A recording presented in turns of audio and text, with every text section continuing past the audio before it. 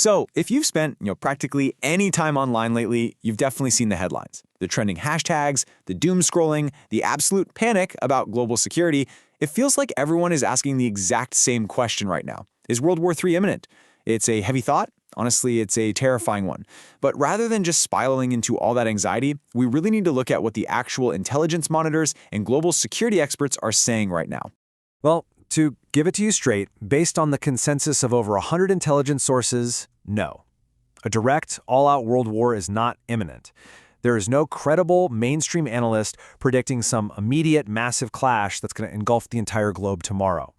But, and honestly this is a very big but, the risk of these regional conflicts escalating into a great power confrontation through simple miscalculation, that risk is currently higher than at any point since the 1980s. The geopolitical climate we're in is just incredibly volatile. Welcome to this explainer. Today, we're taking a really grounded, objective look at the global security landscape as it stands in 2026. We are cutting completely through the noise to analyze the hard data from the Global Peace Index, the U.S. intelligence community's annual threat assessment, and real-time conflict monitors. Our goal here is to really understand the threats, map out the flashpoints, and most importantly, identify the strategic priorities for preventing further escalation. Okay, let's dive into this. We'll start by looking at the 40 active armed conflicts happening globally. Then, we'll map out the critical nuclear flashpoints. After that, we'll unpack the Middle East escalation cycle. And finally, we'll talk about conflict prevention and strategy. Starting off with Section 1, 40 active armed conflicts. This macro data is exactly what's driving so much of the current global anxiety. Intelligence monitors are literally tracking over 40 active armed conflicts happening simultaneously around the world right now. To put that into perspective, we are currently seeing the highest number of active state-based conflicts since the end of World War II. It's staggering, and this expansion is being driven almost entirely by intrastate conflicts that end up drawing in international actors, which creates this deeply interconnected, highly dangerous web of instability. And we absolutely cannot lose sight of the human cost behind these statistics. In just a single recent year, monitors recorded 129,000 battle-related deaths. That is one of the highest death tolls we've seen since the Cold War ended. This isn't just about shifting lines on a map, right? It's a grave reality of human suffering, massive displacement, and the total collapse of regional stability. To actually track all this volatility, analysts use what's called the Conflict Instability Index, or CII. It combines real-time news, military posture signals, and historical baselines to score countries out of 100. Right now, Ukraine, Syria, and Yemen are basically tied for the highest risk, all sitting at a score of 59.0. Now, Syria's high score is really notable here. Following the sudden collapse of the Assad regime and all those dramatic political transitions, the country is dealing with a resurgence of ISIS and deep humanitarian challenges. Though it's worth noting, this transition also presents some fragile opportunities for reform. Following closely behind those three are Israel and North Korea, both sitting at a critical 53.0. And this brilliantly illustrates what those raw numbers actually look like on the ground. You have protesters building burning barricades, which perfectly captures the growing political violence, unrest, that even historically stable regions are facing now. And then you see an armed soldier standing right amidst the ruins of a city, capturing the sheer fragmentation of state authority. Major powers, regional actors, non-state proxies, everyone is just becoming so much more willing to use physical force to get what they want. All right, let's move to Section 2, Critical Nuclear Flashpoints.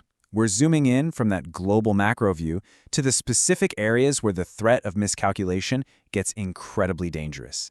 The intelligence community specifically highlights these 4 distinct pathways, and these aren't just theoretical risks anymore. They are highly plausible escalation scenarios.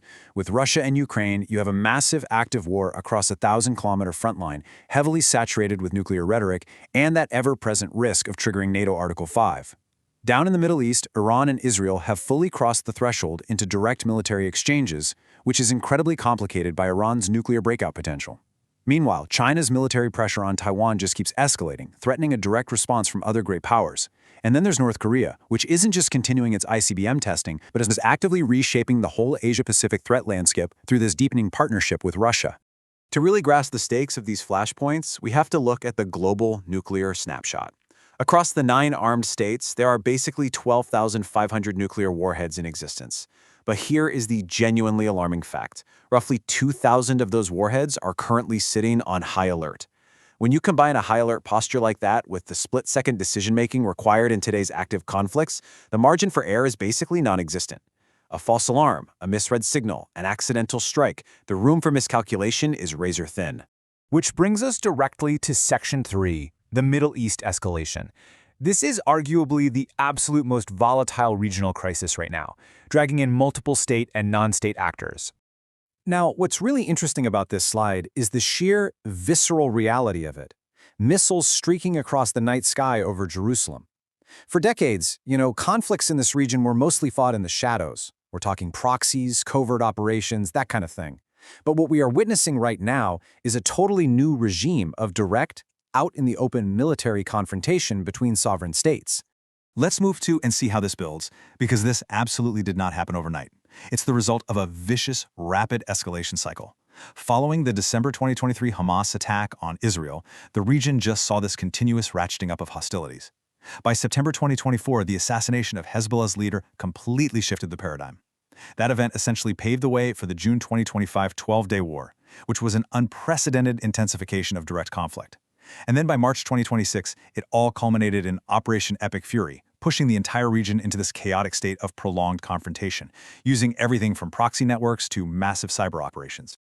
Okay, I know. With the sheer volume of these crises, it is so easy to feel totally overwhelmed. But as we move into Section 4, Conflict Prevention and Strategy, the intelligence reports actually offer a vital framework to help stop the spread of war.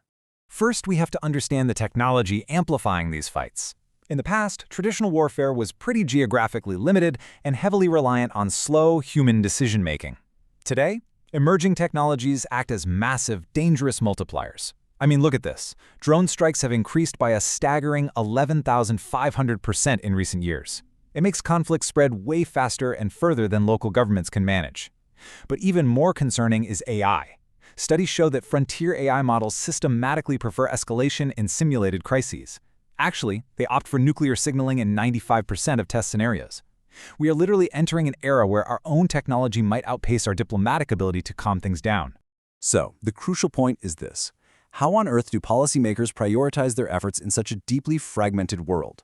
According to the Center for Preventive Action, the highest impact opportunities for peace are in rebuilding upstream diplomatic alliances. We simply cannot wait for the violence to erupt. Prevention is everything. Immediate priorities include mitigating the profound humanitarian crisis in Gaza, stabilizing Sudan to halt mass atrocities and prevent regional spillover, and using smart diplomatic and economic statecraft to secure the Taiwan Strait against military pressure. It's all about finding mutually beneficial solutions rather than relying purely on the threat of military force. As we wrap up this explainer, I want to leave you with something to really think about. We've looked at the 40-plus active conflicts, the high-alert nuclear postures, and that incredibly rapid escalation in the Middle East. With all of this data in mind, which global flashpoint do you personally believe requires the absolute most immediate diplomatic attention from the international community? It's a complex puzzle for sure, but the choices being made today are literally defining the global order of tomorrow. Keep learning, keep questioning, and thank you so much for joining me to unpack the vital realities of 2026.